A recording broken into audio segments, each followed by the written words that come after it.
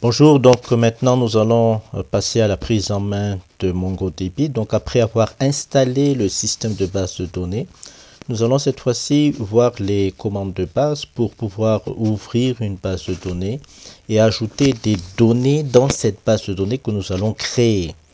Premièrement, nous allons lancer le serveur. Donc pour lancer le serveur, nous avons besoin d'un terminal et notre serveur, nous l'avons installé dans le chemin C MongoDB bin. Donc c'est là-dedans que nous allons lancer notre moteur de base de données. Donc pour cela, on va mettre MongoD. Donc ça c'est pour lancer le serveur. MongoDaemon, le D c'est pour daemon. Daemon signifie service, donc on va lancer le serveur comme service. Ensuite, --journal afin de pouvoir journaliser ou avoir un journal de ce qui se passe. Cela nous permettra de récupérer les données en cas de crash. Ensuite, --dbpath pour indiquer le chemin du répertoire dans lequel nous allons mettre nos bases de données. Et nos bases de données, nous allons les mettre dans cDataDB. Donc, on exécute cette commande.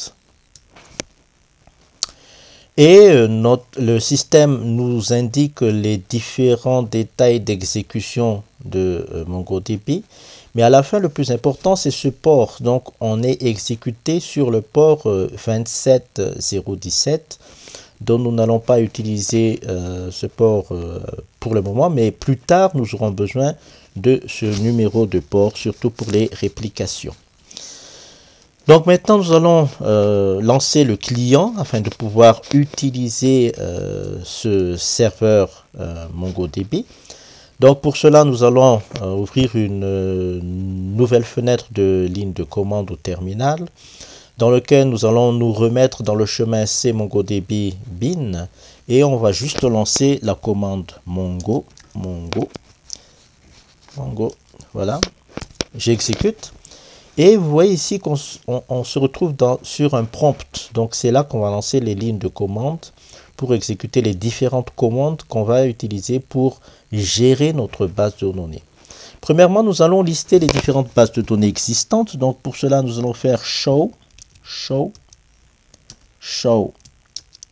dbs, S pour dire qu'il y en a peut-être plusieurs.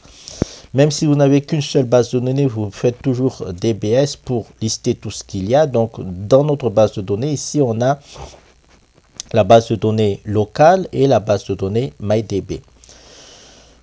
Pour passer d'une base de données à une autre, il suffit de mettre use MyDB. J'exécute. Et je passe à MyDB, donc c'est switched to DB MyDB, donc je suis dedans. Et à partir de là, je peux lister le contenu de cette MyDB. Donc je vais lister cette fois-ci les collections. Donc je vais faire show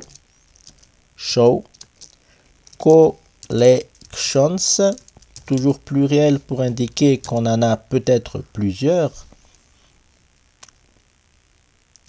Donc j'ai fait une petite erreur de syntaxe, collections, donc voilà. Donc on en a en fait 4, hein. On a cette collection OOL, on a cette collection personne en anglais, personne en français et system indexes, qui est une collection qui a été créée à la création de la base de données MyDB. Pour passer d'une base de données à une autre, donc je vais créer une autre base de données, donc je vais faire use MyDB1, donc pour dire que je vais créer une autre base de données qui s'appellera MyDB1, donc je fais juste use, et ma base de données est créée, mais cette fois-ci, il n'y a rien dedans, ok? Donc même si je fais show collections, je valide, il n'y a rien dedans, ok? Donc maintenant, nous allons passer à notre base de données MyDB, donc on est dedans là maintenant. Et à partir de là, je vais insérer des données dans une collection existante. Donc, je vais le mettre dans cette personne. Donc, pour cela, je vais faire db.personne.insert pour dire que je vais insérer. Je mets les parenthèses. Ensuite, je mets les accolades. Dans ces accolades, je vais mettre ma première clé qui va être le prénom. Je vais mettre la valeur de cette clé. Donc pour cela, je vais mettre par exemple marque, comme ça. Je mets une virgule pour mettre le deuxième champ. Donc pour la clé, je vais utiliser âge. Je vais plutôt utiliser poids. Et comme valeur, je vais mettre un entier. Donc cette fois-ci, je vais mettre 78. Ok, 78. Je valide et j'ai une nouvelle donnée dans ma collection.